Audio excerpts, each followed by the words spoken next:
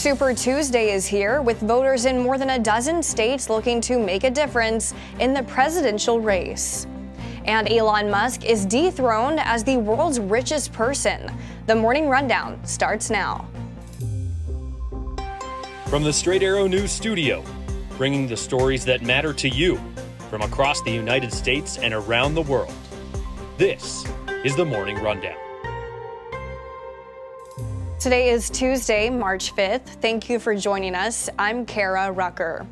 It's Super Tuesday in America, and the landscape of the 2024 presidential race should be clearer after today, with more than a dozen states holding contests. The GOP frontrunner, former President Donald Trump, notched another victory last night heading into Super Tuesday, winning North Dakota's caucuses, and hours earlier was delivered a key win in a different setting, the Supreme Court. The High Court rejecting attempts by Colorado and other states to remove Trump's name from their ballots over the 14th Amendment's insurrection clause. The justices ruling the power resides with Congress, not the states. While Trump and President Joe Biden look to move closer to clinching their respective parties' nominations, Trump's last remaining GOP rival, Nikki Haley, is hoping today's results will keep her in the race. Despite only winning one primary, Haley had vowed to remain campaigning, but has not committed to anything beyond Super Tuesday.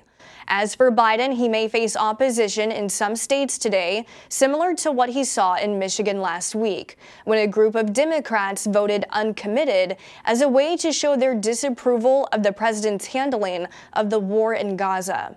Over 850 delegates for Republicans and over 1,400 for Democrats are up for grabs this Super Tuesday. The Supreme Court has temporarily paused Texas' new immigration law that would allow state police to detain people they suspect of entering the country illegally. The law, known as Senate Bill 4, was signed by Governor Greg Abbott in December. Just last week, a federal judge blocked the law, warning that it might encourage states to enact their own immigration policies. A federal appeals court then ruled the law could take effect unless the Supreme Court intervened. Abbott remains firm, saying he'll not back down from protecting Texas. The High Court has paused the law until March 13th to review the case. Its decision on Monday followed a Biden administration request hours earlier. Vice President Kamala Harris continued her calls for Israel to increase humanitarian efforts in Gaza amid its war with Hamas during her meeting with a top Israeli official at the White House on Monday. Harris met with Israeli War Cabinet member Benny Gantz a day after delivering a speech in Alabama, where she called conditions in Gaza inhumane and urged Israel to do more to help the people living in the territory. According to the White House, the vice president discussed with Gantz the situation in Rafah and the need for a credible humanitarian plan prior to contemplating any major military operation in the border town, where around 1.5 million people are living, most being displaced from their homes elsewhere due to the fighting. Gantz, a political rival to Israeli Prime Minister Benjamin Netanyahu, is slated to meet with Secretary of State Antony Blinken later today. Massachusetts Air National Guardsman Jack Teixeira pled guilty on Monday to leaking highly classified military documents on social media, accepting a plea deal that could send him to prison for 16 years.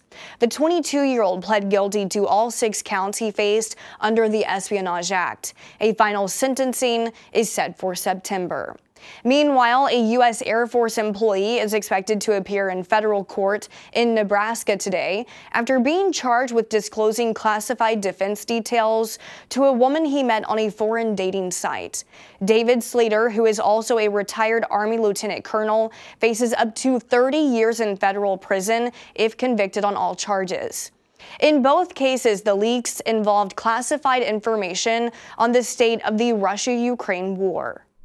Bitcoin is making a resurgence. The price of the world's first cryptocurrency hit an all-time high on Monday, $68,791, surpassing its previous record reached in November of 2021.